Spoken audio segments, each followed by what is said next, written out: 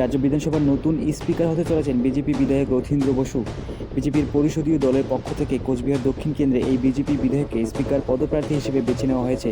বৃহস্পতিবার মুখ্যমন্ত্রী শুভেন্দু অধিকারী সোশ্যাল মিডিয়ায় জানিয়েছেন, কোচবিহার দক্ষিণ বিধানসভা কেন্দ্রের বিজেপি বিধায়ক সম্মানীয় শ্রী রথীন্দ্র বোস মহাশয়কে 18তম পশ্চিমবঙ্গ বিধানসভার অধ্যক্ষ পদপ্রার্থী হিসেবে মনোনীত করা হয়েছে। আমার স্থির বিশ্বাস তিনি সর্বসম্মতিক্রমে পশ্চিমবঙ্গ বিধানসভার মাননীয় অধ্যক্ষ হিসেবে নির্বাচিত হবেন।